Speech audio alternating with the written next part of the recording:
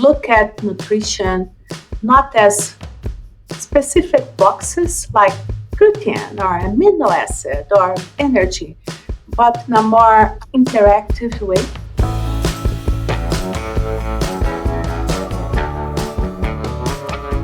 Welcome to the Rumination Podcast, presented by Jefo Nutrition. I'm your host, Vicki Brisson, and today we'll be discussing sustainability and nutrition, including amino acids, goats, and system models. We've got quite a few topics to address. With me today to discuss these topics is Dr. Izabelle Teixeira, research scientist. Dr. Teixeira is an assistant professor and dairy specialist in the Department of Animal, Veterinary, and Food Sciences at the University of Idaho.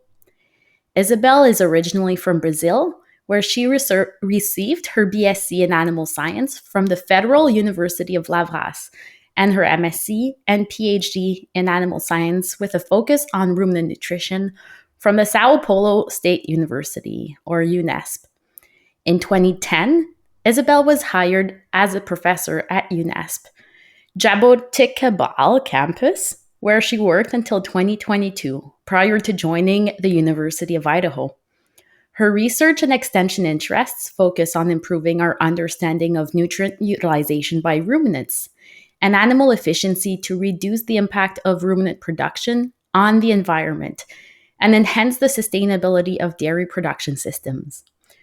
What an interesting background, Dr. Teixeira.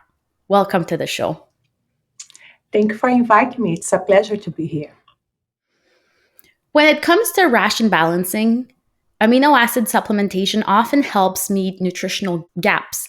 Can you share more about the role and the importance of amino acids to support the dairy industry's sustainability initiatives? For instance, the impact that they can have on the environment. Yeah, sure. I think balancing for amino acids is really important and can play a very important role in improving the sustainability and can be a way of leveraging nutrition to enhance their sustainability. There is the obvious result, that is, we can balance for amino acid, decrease protein in the diet, and we will decrease their feed costs and also reduce the nitrogen excretion. And it by itself, it's a very important result for enhancing sustainability. But I like to see sustainability in a more holistic way, consider the different pillars of sustainability. And we see and we know now that amino acids can play a role on the protein, milk protein synthesis, milk fat synthesis. And then we are talking about profitability. That is another pillar of the sustainability, right? So one of the research on my lab is to see the relationship between amino acids and milk fat synthesis, and we were able to identify some amino acids other than the ones that we were generally looking at, like methionine, lysine, histidine, that play a role on the milk fat synthesis. So we found that the branched-chain amino acids has an importance in there because of the signaling pathway with mTOR. So leucine, mainly leucine, but also in a second study, we also saw a role of isoleucine as well. So considering just these two aspects, we see that we can use amino acids to leverage nutrition and enhance sustainability. Interesting. So you've highlighted new amino acids beyond methionine and lysine, which we often talk about. When nutritionists are considering formulation, feed formulation, what should they keep in mind when they're formulating for individual amino acids? Or perhaps should they be looking at them as groups instead? For instance, looking at lysine and histidine or leucine and isoleucine? I'm biased, right? But certainly we have on the literature support to see that when you look to individual amino acids, we don't really fully explain the cow's response, so the lactation performance response. So looking to the amino acid as a group, we have a better understanding how those response or why the cows are responding in a certain way. I had the opportunity to join a study when I was doing my sabbatical at Virginia Tech at Hennigan's lab, and we evaluated groups of amino acids. One of the groups were methionine, lysine, and histidine. The other groups were isoleucine and leucine. And we saw that the cows respond. So the groups of amino acids play a role independently, but also additively. And this is very important, in my opinion, because then open up new windows for us to investigate. So we can look at the for the amino acids, but not only amino acids, so to the whole nutrient and energy in a different way. So we can see and try to understand the additive effects that they have. So that research was also important, in my opinion, to see or to we were open some windows, but also look at some old concepts and say perhaps we should abandon, like the barrel stave visual characterization of the first limiting amino acid, second limit amino acid. We know that we should move beyond that, right? So that concept. We should look in a more, again, holistic way. Is there a reason why you looked at these specific groups of amino acids? So let's say methionine, lysine, and histidine, and then leucine and isoleucine, and you referred to the roles as well. So what might be key differences between these groups of amino acids? So when there were some response in the literature that we could use, like so we know that methionine play a role in there, lysine play a role in there. We know that when we look at those amino acids and were, for example, decreasing the protein in the diet, but adding those amino acids, histidine was missing and then could impair some of the response. So it sort of the basis behind that first group. The other one is we had also in the literature some effects from the brain chain amino acids. So we know that leucine play a role on the mTOR pathway that we know that is behind of the milk protein synthesis. We also use the same basis for our hypothesis on the role of amino acid on the milk fat synthesis. So it's looking at the amino acid and see understanding the mechanism and how they can move towards. Just an addendum to it, I think also it can also open a new frontier on the research, because we need to look on the competition between amino acids, on the transporters, and how the cells in the mammary glands will respond to those supplies. And I think that's a way that is an area that we should also focus. Just as a disclaimer on that first research that I told you that we were investigating the role of amino acid on milk fat synthesis, we also had one of the treatments that we were omitting even non-essential amino acids. And there was something there. And coming back again and making a link with a research that has been conducted on Mark's Hennigan lab at Virginia Tech. So they are investigating the relationship between the brain chain amino acids and some non-essential amino acids, and see how those competitions for transporters are, and how the cows or the cells are responding to it. So I think there are new bright pathway for us to go in better understanding the amino acids.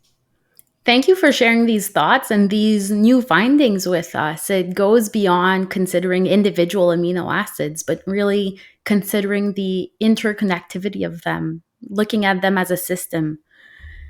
That's research that was done in dairy cows. But before you joined the University of Idaho, you've also done work in small ruminants, and they often get less attention than dairy cows. Since you've done lots of work on these on dairy goat nutrition in the past, can you please share some of the key nutritional considerations that ruminant nutritionists should account for when they're formulating rations for dairy goats, especially when it comes to energy, protein, and mineral requirements? Thank you for bringing that, Vicki. For me, it was fascinating. I have always looked at small ruminants as a model, and that was the way for me for working with them. But when I started working with small ruminants, especially goats, they open so many opportunities and create so many opportunities to me. So I could figure out throughout my, I would say, more than 10 years plus experience with small ruminants, I could realize some similarities that we definitely can use small ruminants as a model for investigating questions and understanding mechanisms that are harder for doing or conducting some research with cows or lactating cows. We did that, and just to give you some examples, we did that with understanding or seeing how the fiber are digested in the different compartments of the gastrointestinal tract, um, passage rate. So we could find that the growing goats that we were studying at that moment respond in similar way of the high producing cows, and it's driven by dry matter intake. So growing goats have very high dry matter intake, what is comparable with what we see with the high lactating cows. But also, there were some things that were a little bit different.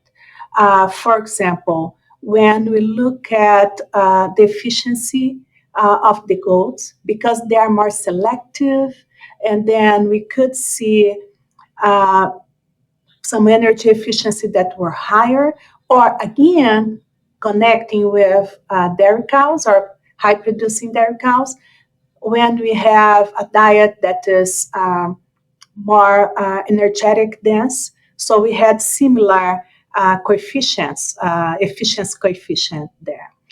Uh, just exploring a little bit this opportunity to see what else we were able to understand or to investigate using goats. So we carry out a series of trials to investigate requirements for growing animals, but also for pregnancy.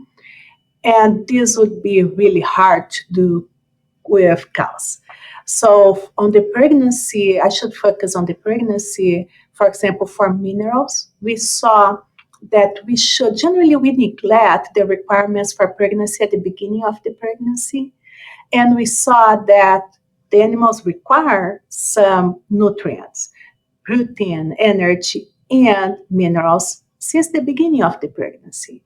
And if we account and adjust what are the requirements.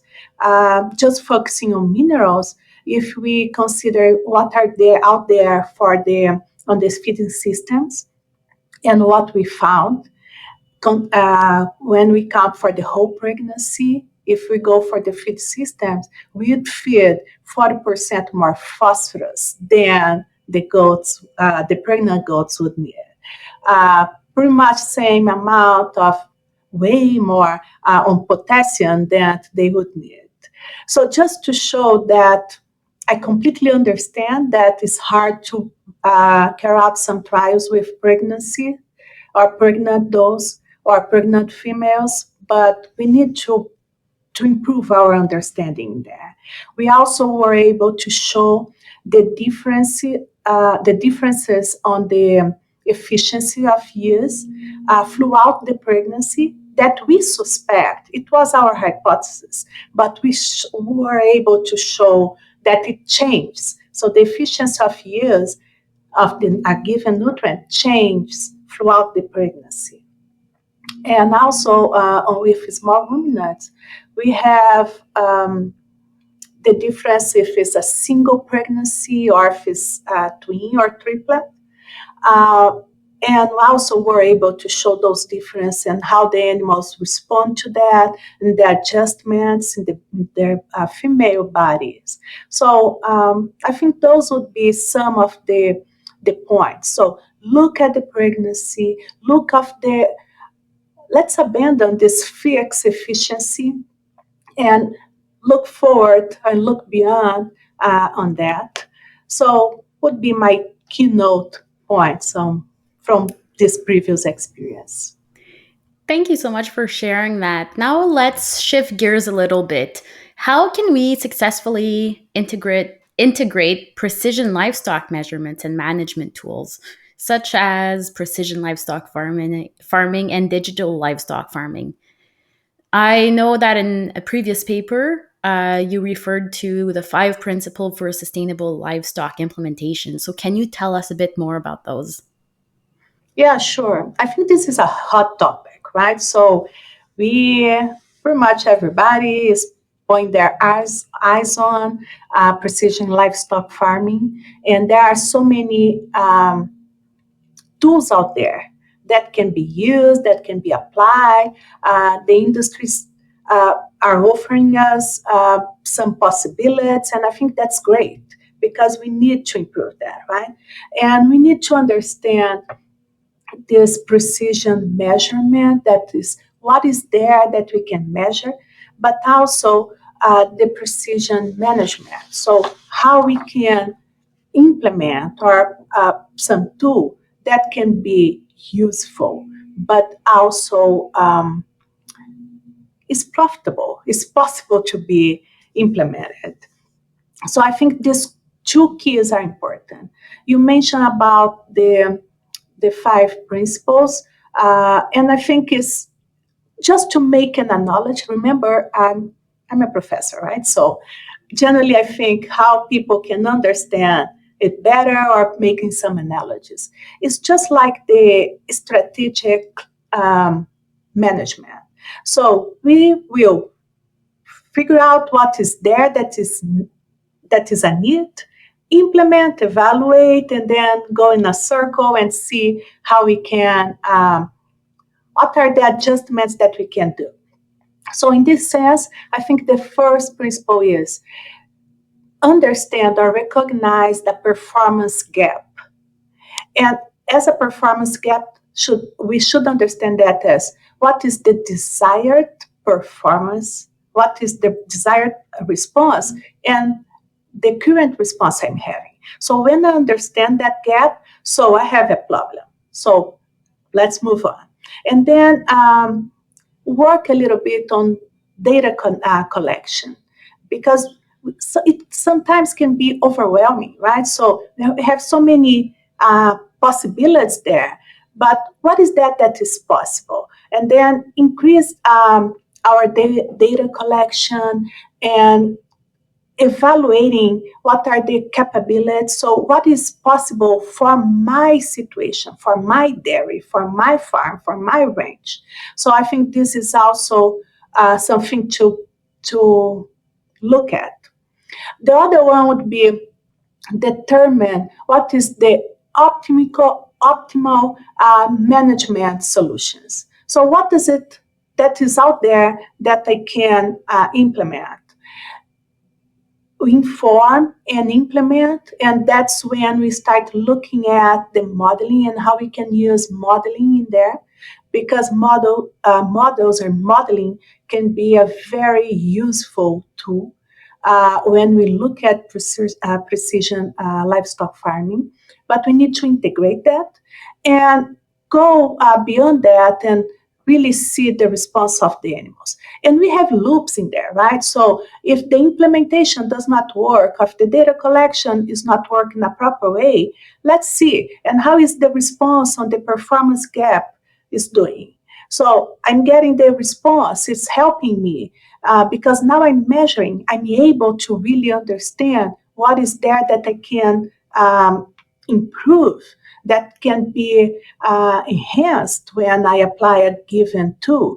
So, and also when you go to the system level, uh, is it operating in a proper way? So, is there a way or aware that I should revisit to see if the tool is properly used or if it's the best tool out there? So, that is, in a brief way, what we should look. Those principles, in fact, I would look at them as filters, how we can, what are the filters that we can use for implementing precision livestock farming. Interesting. So, using this model and this framework as essentially filtering options. And you talked about management practices, right, as part of this. What nutritional solutions are you currently investigating or looking forward to investigate as strategies to enhance the sustainability of those dairy production systems? Okay, so there are a couple of tools or solutions that we are looking at. And you just mentioned at the beginning that I joined the University of Idaho last year. So the last past months, I've been dedicating to understand the real needs of the Idaho dairy. Idaho is the third largest milk producers in the U.S. So it's a dairy industry that is really important here. But we have some differences compared to the dairy in the East Coast.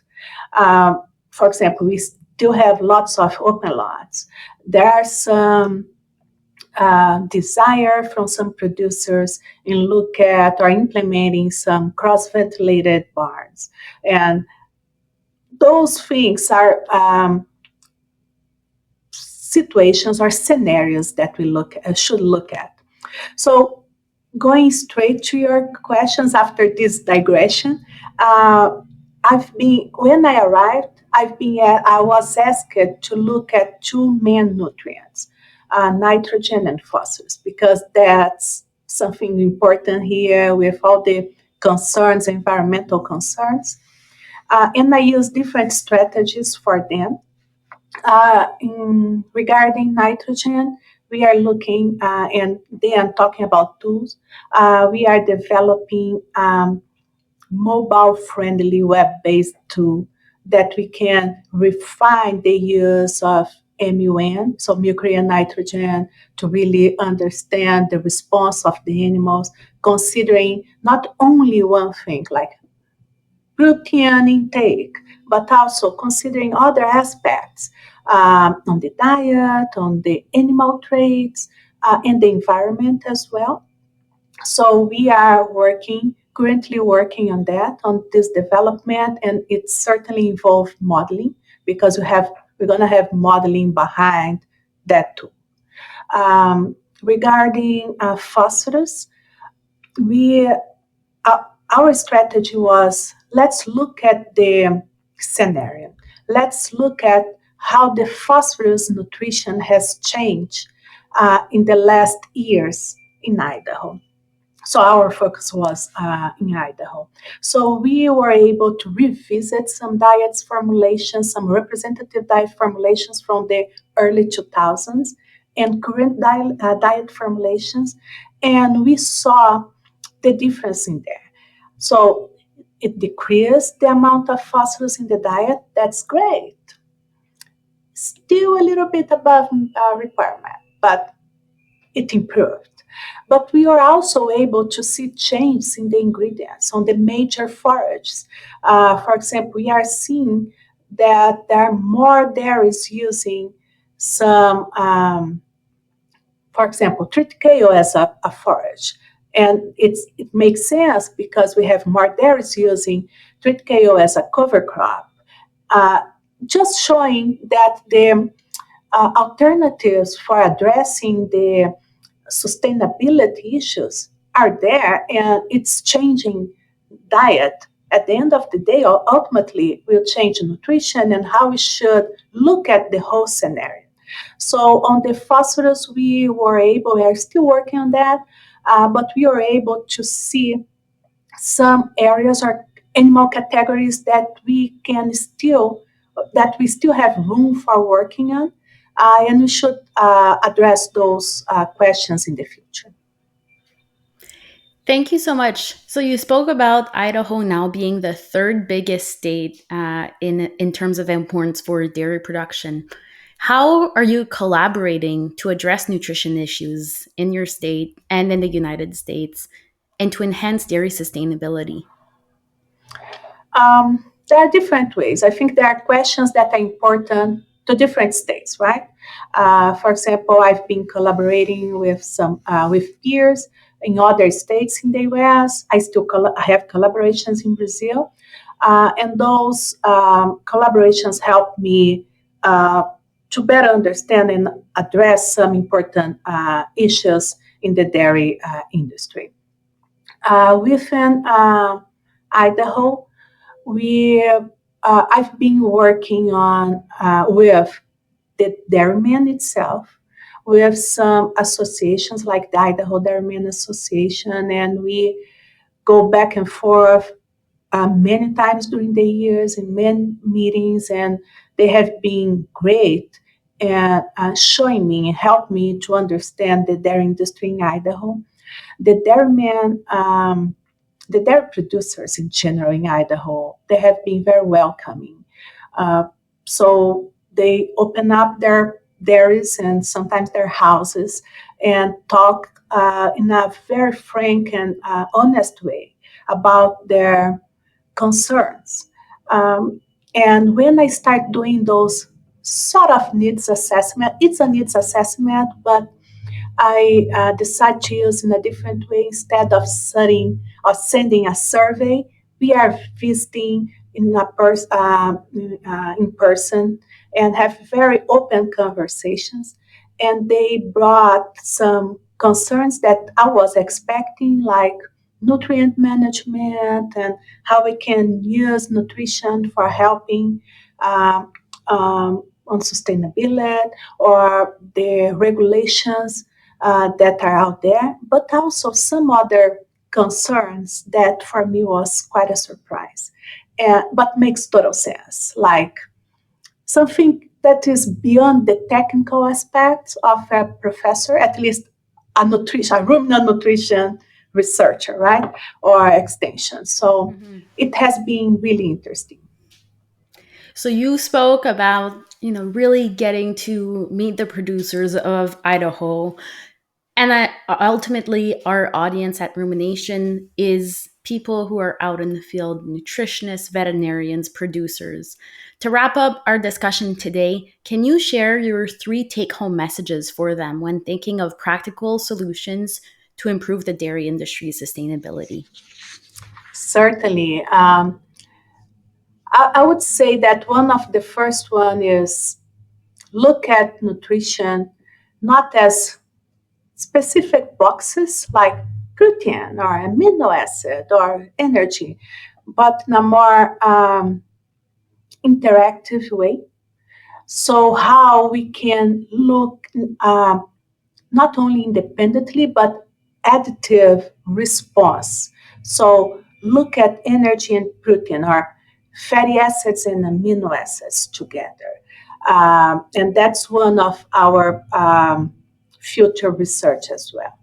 The other take-home message would see look at sustainability in a holistic way as well, because the majority of us think on when we think on sustainability, we think on environment, and it's a very important topic.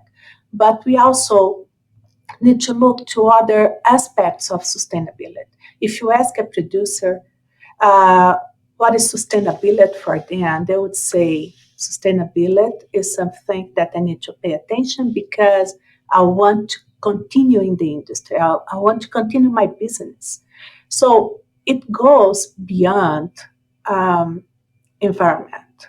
And I think look at sustainability not in this burden word, but are this prohibit word, but in a holistic way, understand and putting ourselves on the producer's shoes and see how we can move towards that.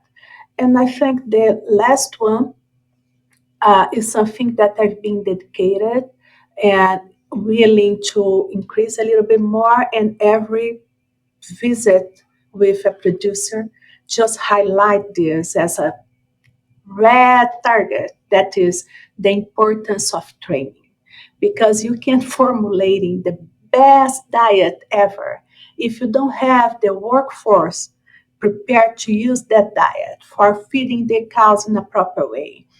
It doesn't matter. So really value and dedicate to training. I think training would be really important.